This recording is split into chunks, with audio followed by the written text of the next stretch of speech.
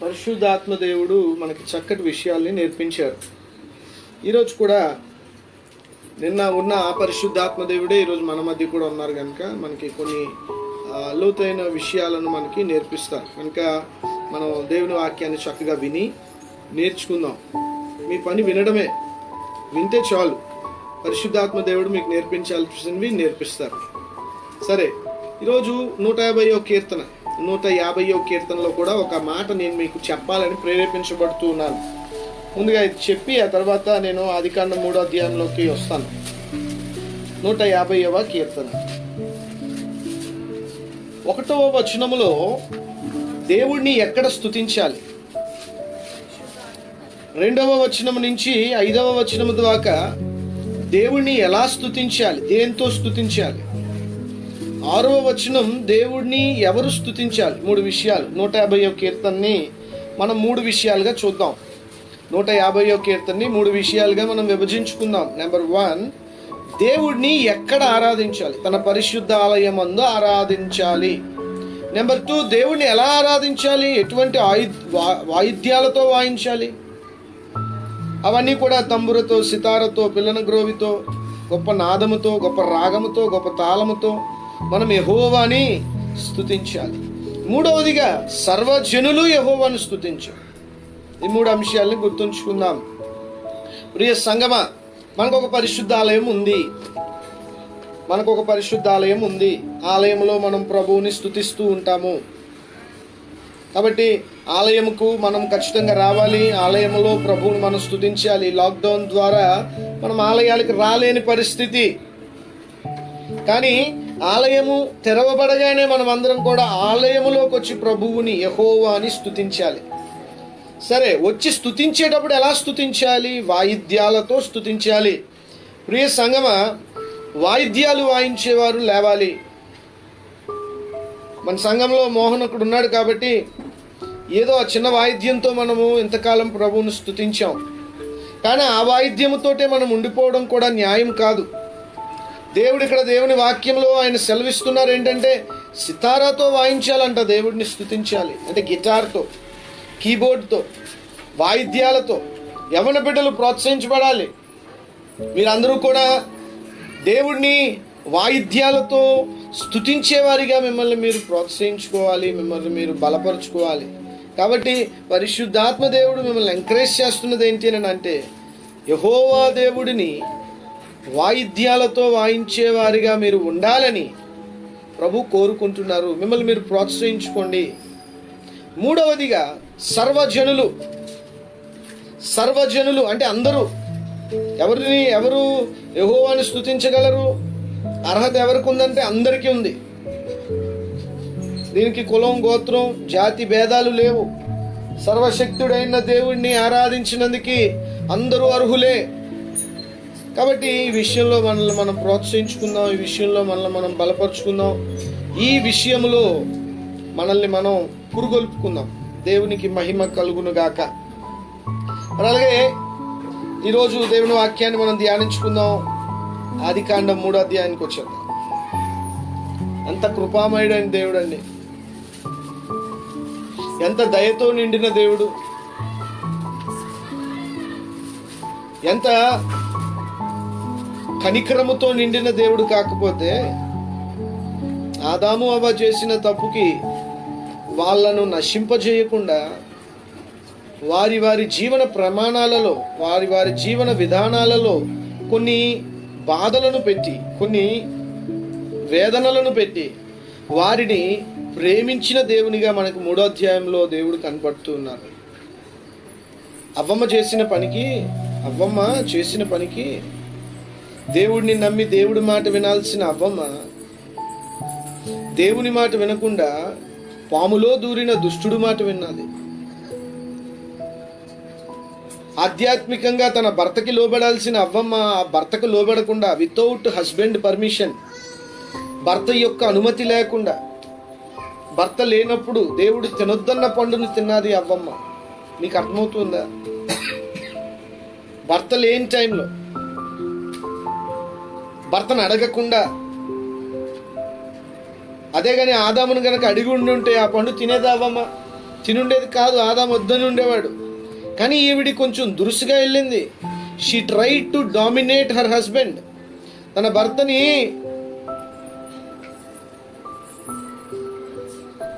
తన భర్త మీద ఆ గర్వాన్ని చూపించింది అవ్వమ్మ. తన భర్త మాట వినకూడదు అనుకుంది, తన భర్తని అధిగమిద్దామనుకుంది. తద్వారా ఏం జరిగింది అని అంటే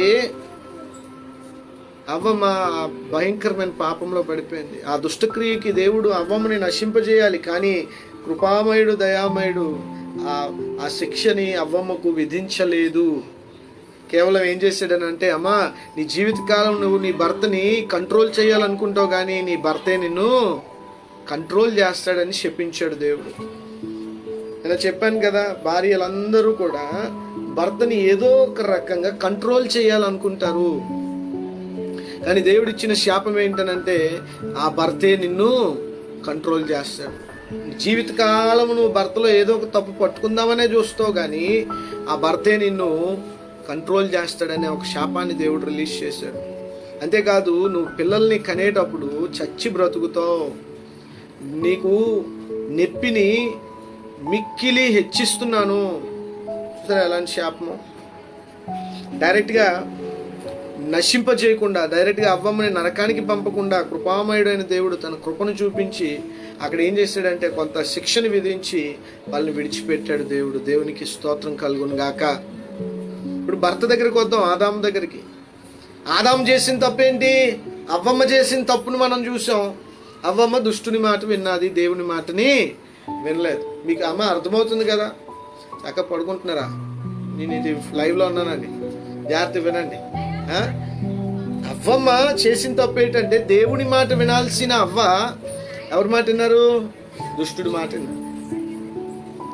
ఇప్పుడు ఆదాం చేసిన తప్పేంటి?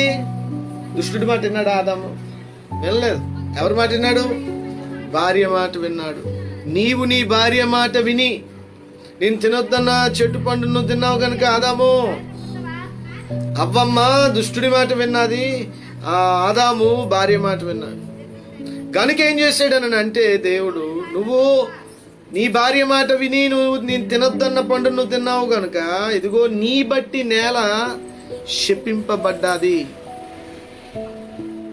ఇప్పుడు నీకు ప్రతి చెట్టు పండు నువ్వు తిన్నావు, దున్నకుండా, విత్తకుండా, నీరు కట్టకుండా. కానీ ఇక మీదట నువ్వు ఈ నేలని దున్నాలి.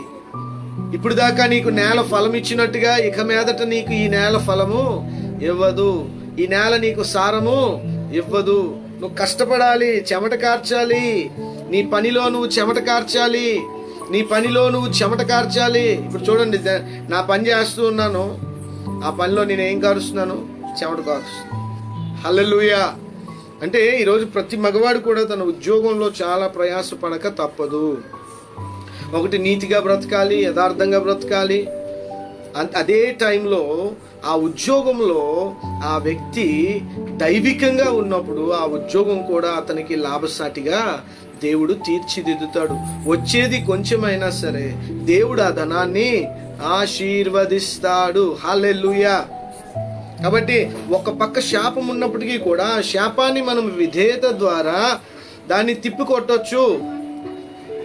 శాపాన్ని మనం తిప్పికొట్టొచ్చు విధేయత ద్వారా, నీతి ద్వారా, యథార్థత ద్వారా, అబద్ధము లేకుండా సత్యమే పలుకుచు నిస్వార్థంగా మన పనిలో మనం ఉన్నప్పుడు దేవుడు మన పనిని ఏం చేస్తాడు? ఆశీర్వదిస్తాడు. దేవునికి స్తోత్రం. చాలా మందికి ఈ సూత్రం తెలియక మరి దేవుని శాపంలోనే ఉద్యోగాలు చేస్తున్నారు. అందరూ లంచాలు తీసుకుంటున్నారు కాబట్టి నేను కూడా లంచము తీసుకుంటాను. అందరూ అబద్ధాలు ఆడుతున్నారు కాబట్టి నేను అబద్ధం ఆడుతాను. అది శాపం. అది యాక్చువల్గా బహుశా గడిచిపోవచ్చు, దానికేముంది, గడవచ్చు. కానీ అది కాదండి. దేవుని శాపంలో మనం ఉద్యోగాలు చేయాలన్నది దేవుని చిత్తము కాదు.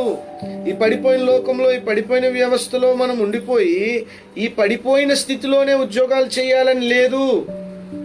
నీతిగా, యథార్థంగా సంపాదించేది కొంచెమైనా దాన్ని దేవుడు మన జీవితంలో దీవిస్తారు. హల్లెలూయా. ఈ సత్యాన్ని మనం గ్రహిద్దాం. కాబట్టి మన ఉద్యోగ పరిస్థితులను మనం దైవికంగా కట్టుకుందాం. అట్టి కృప ప్రభు మనందరికీ దయచేయునుగాక. అంతేకాదు, ఇక్కడ ఇంకోటి కూడా చెప్పారు, నువ్వు మట్టివి గనుక నువ్వు మట్టివైపోయే అంతవరకు నువ్వు పని చేసుకుంటూనే బ్రతకాలి. చచ్చిపోయే వరకు ఏదో ఒక పని చేయాలి. పని చేయకుండా ఏ మనిషి ఉండకూడదు. పని చేయకుండా ఏ నరుడు ఉండకూడదు. అర్థమవుతుందా? ఏదో ఒక పని చేసుకోవాలి. ఏదో ఒక పని చేస్తూ మనం బ్రతకాలి. దేవునికి స్తోత్రం కలుగును గాక. రైట్, ఈరోజు వాక్యాంశానికి మనం వద్దాం.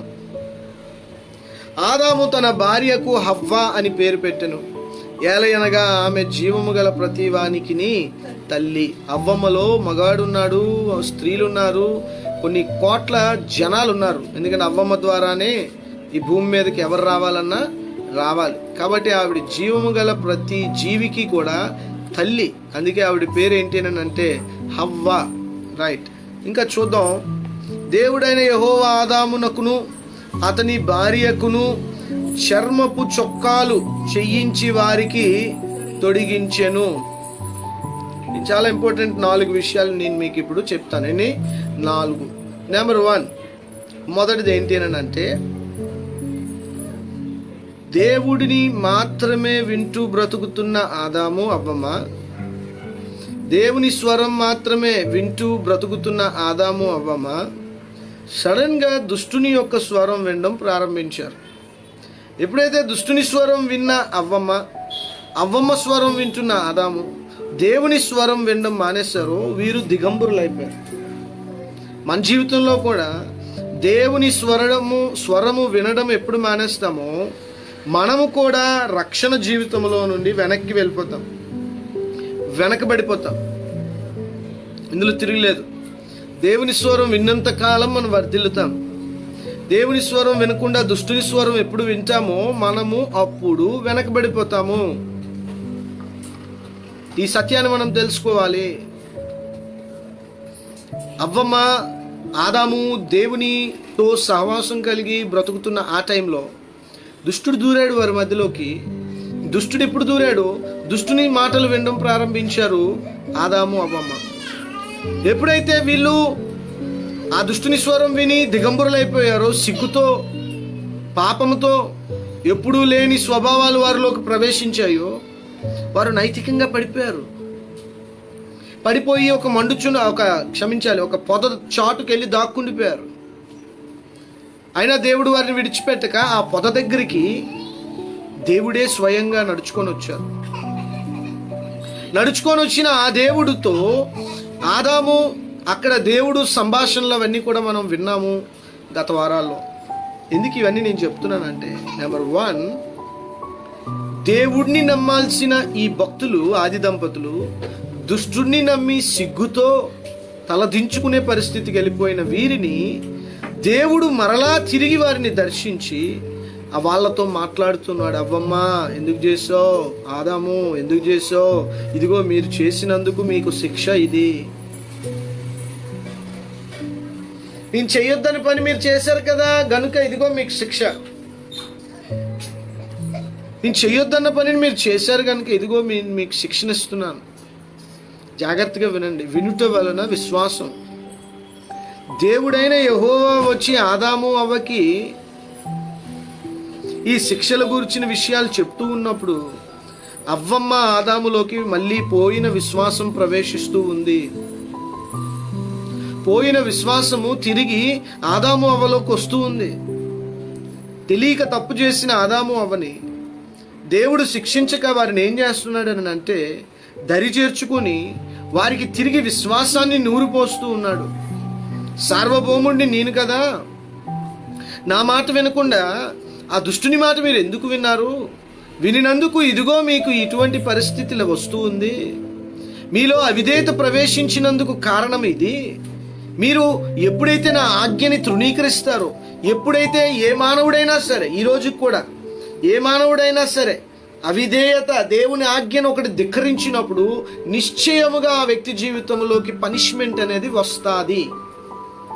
More the obedience, more the blessing, more the disobedience, more the curse. విధేయత పెరుగుతున్న కొద్దీ మనలో ఆశీర్వాదాలు కుమ్మరించబడతాయి. అవిధేయత పెరుగుతున్న కొద్దీ మన మీద శాపాలు కురిపింపబడతాయి. ఇందులో తిరుగులేదు. దేవుడికి వాళ్ళు వీళ్ళు అని తారతమ్యం లేదు. ఏ దేశమైనా, ఏ జాతి అయినా, ఏ గోత్రమైనా, ఏ భాష మాట్లాడేవాడైనా సరే, ద్వితీయోపదేశకాండం 28వ అధ్యాయంలో అక్కడ ఆశీర్వాదాలు, శాపములు రాయబడి ఉన్నాయి. విధేయతకు ఆశీర్వాదము, అవిధేయతకి శాపములు. ఎక్కడికి పోవండి.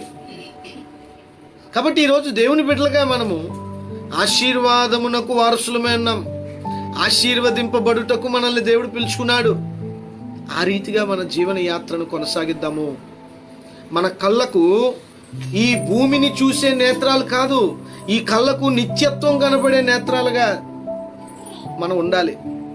ఆ రీతిగా దేవుడిని అడగాలి, ప్రభువా నా కళ్ళకు నిత్యత్వపు కళ్ళు నివ్వు, నిత్యత్వాన్ని చూసే నేత్రాలు నివ్వు, నిత్య జీవాన్ని, నిత్య లోకాన్ని, నీ రాజ్యాన్ని, నీ యొక్క పరిపాలనను చూడగలిగే నేత్రాలను నాకు దయచే ప్రభువా అని ప్రార్థన చేసుకోవాలి.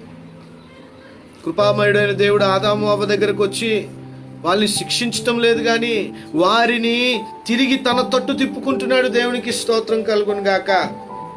దుష్టుని తట్టు తిరిగిపోయిన వారిద్దరిని తన తట్టు తిప్పుకుంటున్నాడు.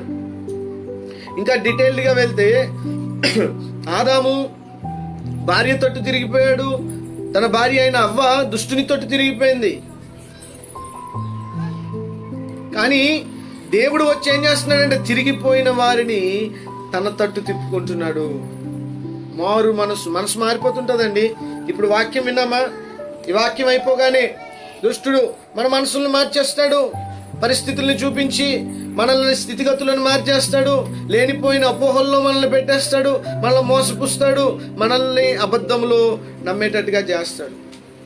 కానీ మరలా దేవుడు మనల్ని విడువక ఎడబాయక, తల్లి తన బిడ్డను ఎలా దరిచేర్చుకుంటుందో, కోడి తన పిల్లలను ఎలా దరిచేర్చుకుంటుందో, దేవుడు కూడా మనల్ని అలాగే దరిచేర్చుకుంటున్నాడు. హల్లెలూయా చెప్దాము. హల్లెలూయా. నరకానికి పంపించేయడం ఎంత పని అండి పరమాత్ముడికి. Go to hell Adam and Eve అంటే వెంటనే వెళ్ళిపోతారు. కానీ ఆయన అలాగ అనలా. కృపామయుడు, ఆయనకు ఒక రక్షణ ప్రణాళిక ఉంది. మానవులందరినీ ఒక రక్షణ ప్రణాళికలోకి తీసుకురావాలి, వారందరినీ నిత్య జీవములోకి పంపించాలి. చాలా దీర్ఘమైన, చాలా సుదీర్ఘమైన నిత్యత్వపు ప్రణాళిక ఇది. ఆషామాషి ప్రణాళిక కాదు. సో తప్పిపోయిన తన బిడ్డలను తిరిగి దారిలో పెట్టుకుంటున్న దేవుడు, అవిశ్వాసులుగా మారిపోయిన బిడ్డలను తిరిగి విశ్వాసులుగా మార్చుకుంటున్న దేవుడు. విశ్వాసము ద్వారా మనం ఈరోజు నీతిమంతులుగా తీర్చబడ్డాము. విశ్వాసము ద్వారా ఈరోజు రక్షించబడ్డాము.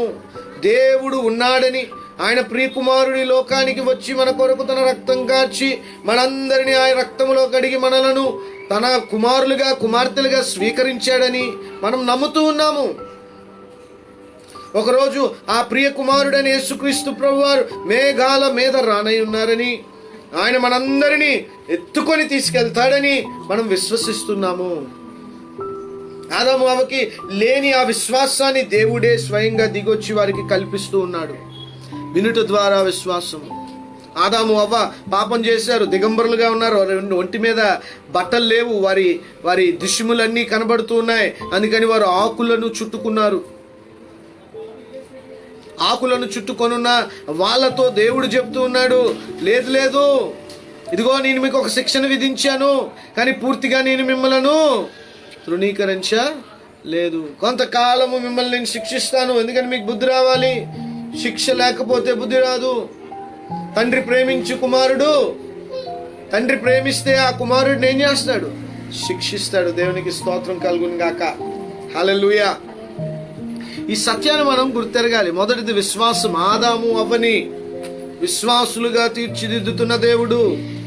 మొట్టమొదటి సంఘం ఎక్కడ కట్టబడ్డది? చర్చ్ నూతన నిబంధనలోనే ఉందా? పాత నిబంధనలో లేదా? మొట్టమొదటి చర్చ్ ఎక్కడ కట్టబడ్డది? ఇదిగో ఇక్కడ. విశ్వాసము ద్వారా ఎందరు తనను అంగీకరింతురు వారు దేవుని కుమారులు అనబడతారు. ఇక్కడ ఆదాము అవ్వ దారి అయితే తప్పారు, మనలాగే పాపులమై ఉన్నారు వాళ్ళు కూడా. అయినా దారి తప్పిన వారిని దేవుడు తన తట్టు తిప్పుకుంటూ ఉన్నాడు. దేవునిని నమ్ముతున్నారు, దేవుడు ఇస్తున్న శిక్షను స్వీకరిస్తున్నారు, దేవుడు చెప్తున్న మాటలన్నిటినీ వింటున్నారు. దేవునికి స్తోత్రం కలుగునుగాక. తప్పులు అందరూ చేస్తారు, కానీ దేవుడు తిరిగి వచ్చి గద్దించినప్పుడు ఆ మాటలను తీసుకునివాడే విశ్వాసి. దేవునికి మహిమ కలుగును గాక, దేవునికి ఘనత కలుగును గాక. ఈ విషయాన్ని మనం అర్థం చేసుకోవాలండి. బాగా విశ్వాసులు అయ్యారు ఆదాము అవ్వ. చర్చిలో మొట్టమొదటి మెంబర్స్ ఎవరైనంటే ఆదాము అవ్వ. విశ్వాసం ద్వారా వారు రక్షించబడ్డారు. విశ్వాసం ద్వారా విన్నారు దుష్టుని మాటలు, ఇప్పుడు దేవుని మాటలు వింటున్నారు. ఎంతో డిసిప్లైన్గా చెట్టు పొదలోనే దాక్కున్నారు, అక్కడే కూర్చున్నారు, ఆ యొక్క ఆకులనే చుట్టుకొని ఉన్నారు. కానీ దేవుడు చెప్తున్నవన్నీ సువార్త వింటున్నారు. సువార్త మొట్టమొదటి సువార్త ఎక్కడ? ఆదికాండం 3వ అధ్యాయం. దేవుడే వచ్చి సువార్త చెప్తున్నాడు. దేవుడే వచ్చి వాళ్ళకి అన్నీ చెప్తున్నాడు. వీళ్ళు చక్కగా వింటున్నారు, విశ్వాసులయ్యారు. విశ్వాస జీవితం మొట్టమొదటి సంఘం కట్టబడ్డది. మొట్టమొదటి సంఘం ఆదికాండం 3వ అధ్యాయంలోనే కట్టబడ్డది. ప్రియ దేవుని బిడ్డలారా, ఆదాము అవ్వ ఆ మాటలని చక్కగా వింటున్నారు. సో మొట్టమొదటిది విశ్వాసము. రెండవది చూద్దాం. ఇక్కడ దేవుడైన యెహోవా ఆదామునకును అతని భార్యకును చర్మపు చొక్కాలను చెయ్యించి వారికి తొడిగించెను. దేవుడు ఒప్పుకోలేదు. మీకున్న ఆకులు సరిపోవు, ఆకులతో బట్టలు కుట్టుకుంటే సరిపోదు, ఆకులతో మీ సిగ్గును కప్పుకుంటే సరిపోదు, మీరు చేసుకున్న స్వనీతిలో మీ సొంత జ్ఞానంలో మీరు కప్పుకున్న వస్త్రాలు సరిపోవు. మొదటిది విశ్వాసం, రెండోది ప్రాయశ్చిత్తం, అటోన్మెంట్, ప్రాయశ్చిత్తము. ఏంటి ఆ ప్రాయశ్చిత్తం అంటే ఒకటే రాయబడి ఉంది, బాబు నీ ఆకులు కుదరదు, మరేం కుదురుతుంది? బలి అర్పణ. ఏం లాగులు అంటే అవి చూడండి అక్కడ, చర్మపు చొక్కాలను. చర్మము ఏ జంతువుదో చర్మము. ఏ జంతువు అయి ఉంటుంది? బాగా గెస్ చేయండి. మనకి వెంటనే ఏం గుర్తు రావాలి? ఏ జంతువు? ఏ జంతువుని చంపి దేవుడు అక్కడ చర్మపు లాగులు కుట్టుండి ఉండాల? అమ్మా ఏది? గొర్రెనే. ఎవరన్నా చెప్పాలి, ఎందుకంటే బైబిల్ మొత్తం గొర్రెలే కదా. గొర్రెలు, మేకలు. సో ఇక్కడ ప్రభు ఒక చర్మముతో వారికి రక్షణ వస్త్రం కుట్టాడు. అంటే దాని అర్థం ఏంటంటే అక్కడ దేవుడు ఒక జంతువుని బలిచ్చాడు. దేవుడే ఒక గొర్రెని బలిచ్చాడు. ఆ గొర్రె కాదండి, ఎద్దంటే పోనీ ఎద్దే, లేదండి ఇంకోటి, ఏదో ఒకటి దాన్ని అక్కడ బలిచ్చారు. ఫస్ట్ బలి ఎక్కడ జరిగింది? మొట్టమొదటి బలి అర్పణ ఎక్కడ జరిగింది? The first sacrifice is in garden of Eden. ఏదైనా వనములో మొట్టమొదటి బలి అర్పణ జరిగింది. మొదటిది ఆదాము అవ్వని తన విశ్వాసులుగా చేర్చుకున్నాడు దేవుడు. రెండవదిగా దేవుడే ఆదాము అవ్వకి కావలసిన బలి అర్పణను దయచేశాడు. దేవునికి స్తోత్రం కలుగును గాక.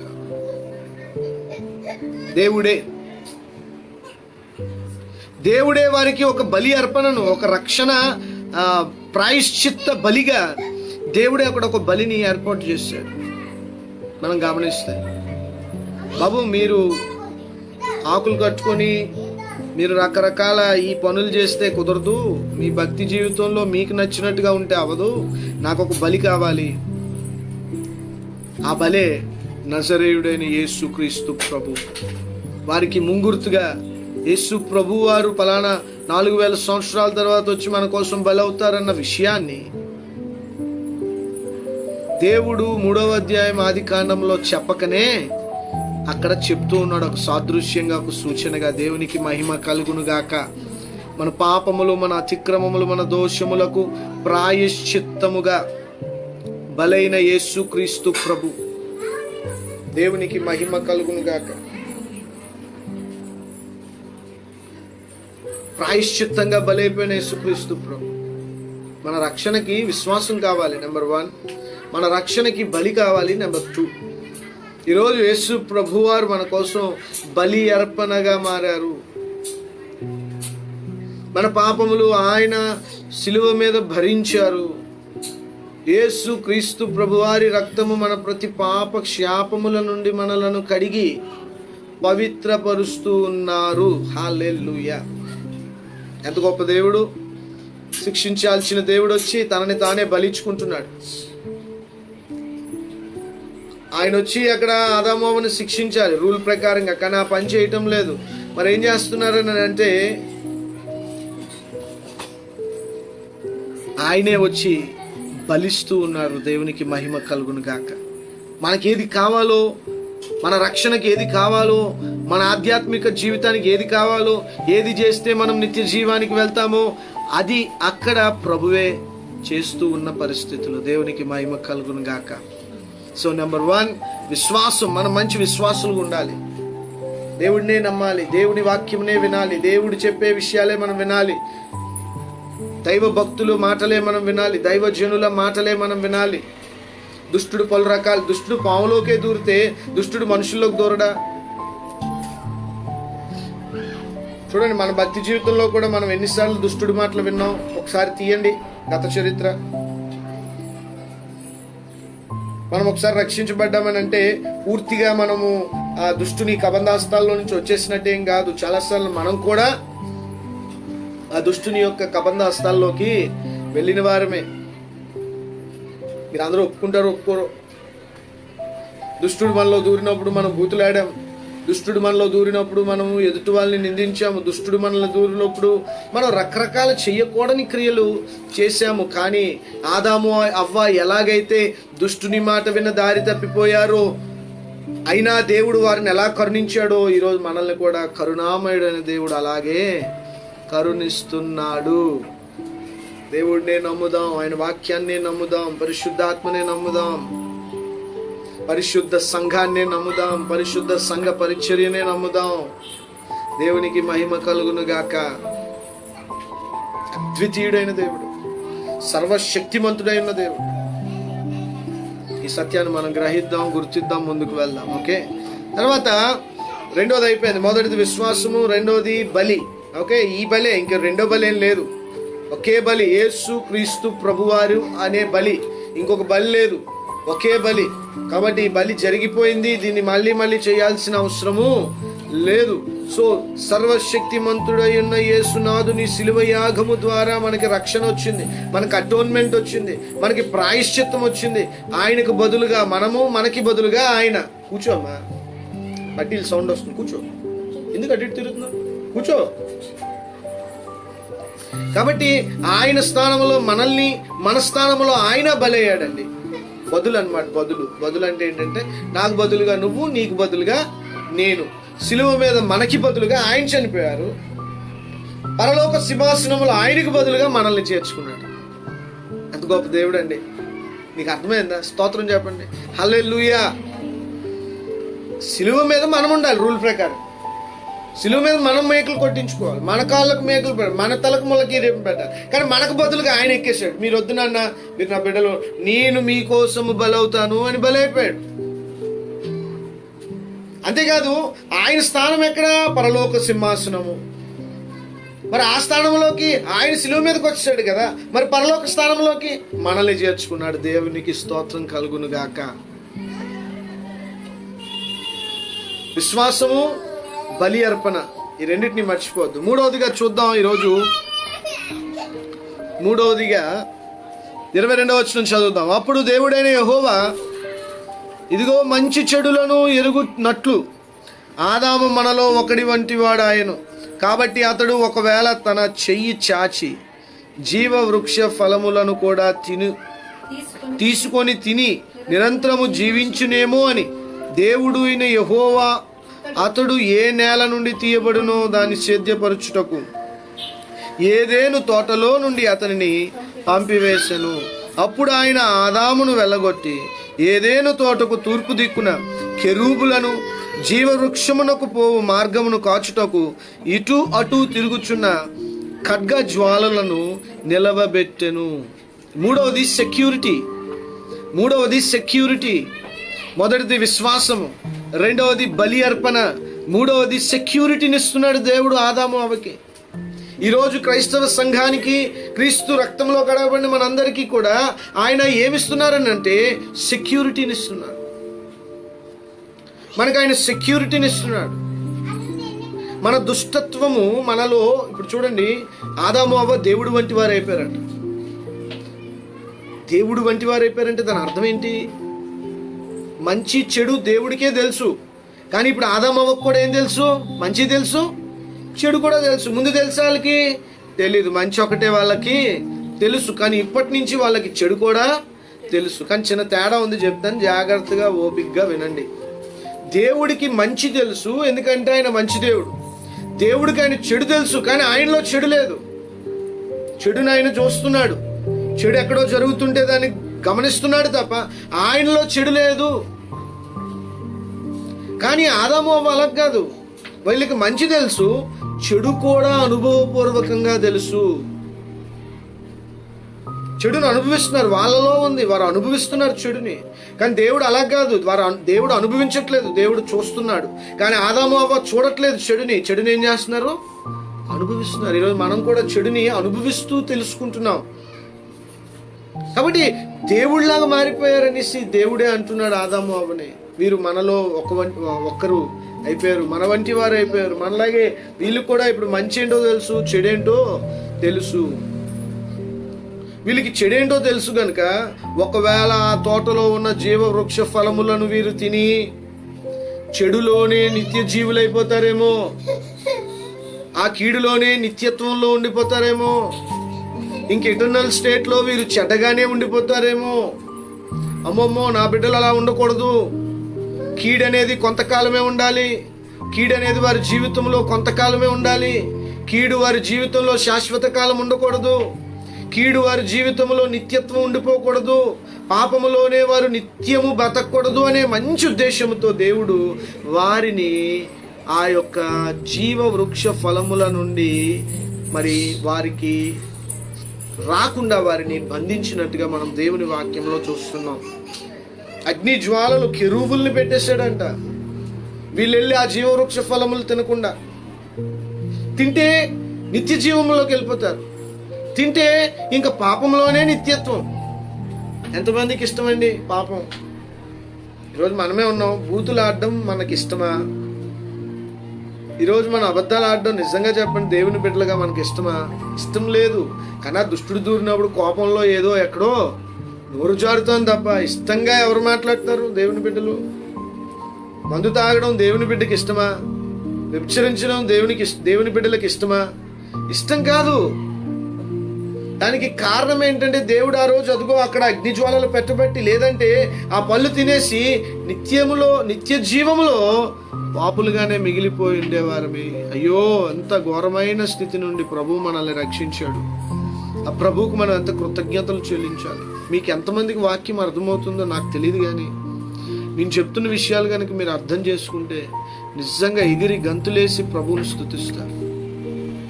తంబుర సితార నాదములతో ఆయన స్తుతిస్తారు. చప్పట్లు కొట్టి గంభీర నాదముతో ఆయన స్తుతిస్తారు. ఎంత గొప్ప దేవుడు అండి, ఎంత గొప్ప రక్షకుడు అండి. ఆయన ఎంత సెక్యూరిటీని మనకి ఇచ్చాడండి. పాపులుగానే ఎందుకు ఈరోజు మరణాన్ని దేవుడు అనుమతించాడు? ఈరోజు మరణం ఎందుకు ఉంది అంటే ఆ రోజు ఆ జీవవృక్ష ఫలములు తినకుండా దేవుడు దాన్ని దాచాడు కాబట్టి. ఒకవేళ ఆ రోజు ఆ ఫలం తింటే ఈరోజు మరణం ఉండదు. మరణం ఉండదు అని అంటే దాని అర్థం ఏంటి? పాపంలోనే జీవించాలి నిత్యత్వం. ఇంకా అబద్ధాలే అబద్ధాలు, ఇంక చావు లేదు. ఆదాము 930 సంవత్సరాలకు చనిపోయి ఉండేవాడు కాదు. మెతుషెల్లా 969 సంవత్సరాలకు చనిపోయి ఉండేవాడు కాదు. నిత్యము జీవించేవాడు. నిత్యము ఇటర్నల్ 6020 సంవత్సరాలు ఇంకా బతికుండేవాడు ఆదాము. ఎందులో? పాపములో. ఎందులో? ఆ ఎండిపోయిన ఆకుల్లో. ఎందులో? ఆ భార్య మాట వినడంలో. ఎందులో? ఆ దుష్టుని మాట వినడంలో. ఎందులో? దేవుడిని వెక్కిరించడంలో. అందుకని దేవుడు ఆ జీవ వృక్ష ఫలములు తినకుండా అక్కడ కెరూబులను అగ్నిజ్వాలలను దేవుడు నిలిపాడు. దేవునికి స్తోత్రం కలుగును గాక. నీ రక్షణ కోసం ఆయన విశ్వాసం అనే ఆయుధాన్ని నీకు ఇచ్చాడు. నీ రక్షణ కోసం ఆయన తానంతట తానే మన కోసం బలైపోయాడు. యేసునాథుడు నా రక్షణ కోసం, మనందరి రక్షణ కోసం ఆయన ఎన్ని భద్రతలను మనకు అనుగ్రహించాడండి. ఎంత ఇటర్నల్ సెక్యూరిటీని మనకి ఇచ్చాడండి. మనం ఎన్ని విధాలుగా భద్రపరచబడి ఉన్నామండి. ఎంత గొప్ప దేవుడు. మనం ఎన్ని విధాలుగా భద్రపరచబడి ఉన్నామండి. దేవునికి స్తోత్రం, స్తోత్రం, స్తోత్రం. హల్లెలూయా. మనం భద్రపరచబడి ఉన్నాం బ్రదర్స్, మనం భద్రపరచబడి ఉన్నాం సహోదరి. దేవుని చిత్తాన్ని చేద్దాం, దేవుని రాజ్యాన్ని కడదాం. మన ప్రభు గొప్ప దేవుడు. ఆయన ఆది ప్రణాళిక గొప్పది. మన చేతిలో ఉన్న 26 పుస్తకాలు గొప్ప మహా జ్ఞానం ఉన్న మహా గ్రంథం ఇది. దాన్ని పక్కన పెట్టద్దు. ఆ వాక్యాన్నే నమ్ముదాం, దేన్ని నమ్మద్దు. మనందరం కూడా వాక్యం దగ్గరికి వచ్చేద్దాం. మనందరికి ఒక పునాది ఉంది. మన ఇల్లు ఇసుక మీద కట్టుకోవద్దు, మన ఇల్లు బండ మీద కట్టుకుందాం. యేసయ్య మాట మీద కట్టుకుందాం, యేసయ్య పునాది మీద కట్టుకుందాం. ఎంత గొప్ప నిరీక్షణ ఇచ్చాడు దేవుడు, ఎంత గొప్ప నిరీక్షణ ఇచ్చాడు దేవుడు మనకి. అగ్ని జ్వాలలతో, కెరూబులతో ఆ రోజు భద్రపరిచిన దేవుడు. లేదంటే అంత ప్రమాదంలోకి వెళ్ళిపోయి ఉండేవాళ్ళం అమ్మా. ముసలోళ్ళం అయ్యి ఉండేవాళ్ళం కాదు. మనందరం యవ్వనులుగానే ఉండేవారము. ఎందులో? పాపములో. పాపము నుండి విడుదల వస్తాది అన్న పరిస్థితి ఇంక ఎన్నటికీ ఉండకపోను. అందరూ పాపులే. ఇంకా పరిశుద్ధులుగా మారే అవకాశం లేదు. తెల్లని వస్త్రాలు ధరించే అవకాశం లేదు. జీవ కిరీటం పొందగలిగే అవకాశం లేదు. కనుక ఆ స్థితి రాకూడదని కృపామయుడైన దేవుడు ఆ కెరూబులతో, ఆ అగ్ని జ్వాలలతో మనకు ఆ కీడు రాకుండా కాపాడిన మహా గొప్ప దేవుడు. ఆ రోజు అక్కడ కాపాడబడ్డది కాబట్టి ఈ రోజు మనకు ఒక నిరీక్షణ ఏంటో తెలుసా? చనిపోయిన తర్వాత ఒక రోజు మనం తిరిగి లేస్తాం. ఎందుకు లేస్తాం? నిత్యత్వం కోసం. ఆదాము అవ్వ పోగొట్టుకున్నది ఈ రోజు కొన్ని కోట్ల మంది దేవుని బిడ్డలు స్వతంత్రించుకోబోతున్నారు. దేవునికి స్తోత్రం చెప్పండి. ఆ రోజు నిత్యులుగా ఉంటే వాళ్ళిద్దరే. ఆ రోజు వాళ్ళు నిత్యులుగా పిల్లల కంటే కొంతమందినే. కానీ ఈరోజు ఎంత మందిని ఇరుకు ద్వారమున ప్రవేశింపజేసి దేవుడు ఆ యొక్క గొప్ప సమూహాన్ని, ప్రకటన గ్రంథం 4వ అధ్యాయంలో ఉంది కదా, ఆ గొప్ప సమూహము ఆకాశంలో దేవుడిని స్తుతిస్తూ ఉన్నారంట. పరిశుద్ధుడు, పరిశుద్ధుడు, పరిశుద్ధుడు, పరిశుద్ధుడు, పరిశుద్ధుడు అని. ఎంత గొప్ప రక్షణ, ఎంత గొప్ప నిత్య జీవము, ఎంత గొప్ప ఆధారము, ఎంత గొప్ప ప్రభు కృప మనకి అనుగ్రహించబడ్డది. ఒకసారి అర్థం చేసుకుందాం. దేవునికి స్తోత్రం కలుగును గాక. హల్లెలూయా. కాబట్టి ఈ సత్యాన్ని మనం గ్రహిద్దాం, గుర్తిద్దాం, ఆ రీతిగా మనం ముందుకు వెళ్దాం. అటు ఇంకా ప్రభు విషయంలో ఇంకా ముందడుగు వేయలేని వాళ్ళు మీరు ప్రోత్సహించబడండి. ప్రభు సార్వభౌముడు, ఆయనకు అసాధ్యమైనది ఏది లేదు. ఆయన క్షమించలేని పాపం అనేది ఏది కూడా లేదు. ఆయన పాదాల దగ్గర తలలు వంచండి, కళ్ళు మూసుకోండి. ప్రార్థన ఆశీర్వాదంతో ఈ కూడికను ముగించుకుందాము. తండ్రి, మిమ్మల్ని స్తుతిస్తున్నాను, గణపరుస్తున్నాను. మీ సర్వశక్తి కలిగిన వాక్యం అందరికీ మీరు అనుగ్రహించారు ప్రభు. నీ వాక్యము పంపారు, మమ్మల్ని బాగు చేశారు. నీ వాక్యం ద్వారా మమ్మల్ని బలపరిచారు. అయ్యా నాయన, నీ వాక్యపు కోటలో మమ్మల్ని భద్రపరచండి. విశ్వాసులుగా మమ్మల్ని బలపరచండి. నీ మాటనే మాత్రమే వినేవారిగా మమ్మల్ని ఉంచండి ప్రభు. నీ సత్యవాక్యములో మమ్మల్ని ఎదిగించండి నాన్న. నీ బలి అర్పణ, నీ రక్త ప్రోక్షణలో మమ్మల్ని కడిగి పవిత్రపరచండి ప్రభు. అయ్యో, నీవు మమ్మల్ని ఎన్నో కీడుల నుండి భద్రపరిచావు, కాపాడావు, సంరక్షించావు. ప్రతి దుష్ట దురాత్మ చిల్లంగి నాయన చేతబడి శక్తుల నుండి మమ్మల్ని నీ రక్త ప్రోక్షణలో కడిగి పవిత్రపరచావు. దుష్టుడు వేసే ప్రతి అగ్నిబాణమును వాడి మీదకే మీరు 7 మార్గముల గుండా పంపించినందుకు వందనాలు ప్రభు. దేవా, నీ భద్రతను బట్టి వందనాలు, నీ కాపుదలను బట్టి వందనాలు, నీ ఆరోగ్యమును బట్టి వందనాలు. మహిమంతా మీకు చెల్లిస్తూ, ఘనతంతా మీకు చెల్లిస్తూ, కూడిన సంఘాన్ని మీరు దీవించండి. ఈ యొక్క లైవ్లో పాల్గొన్న ప్రతి బిడ్డని మీరు దీవించండి. మహిమ, ఘనత, ప్రభావములు మీకు మాత్రమే ఆరోపించుకుంటూ యేసు సర్వశక్తి గల నామంలో ఈ ప్రార్థన అడిగి వేడుకుంటున్నాము తండ్రి, ఆమేన్. తండ్రి, కుమార, పరిశుద్ధాత్మ త్రియేక దేవుని దీవెన ఇప్పుడు ఎల్లప్పుడు సదాకాలం మనందరికీ తోడై నడిపించునుగాక. ఆమేన్. అందరికి వందనాలు. షాలోమ్. Praise the lord.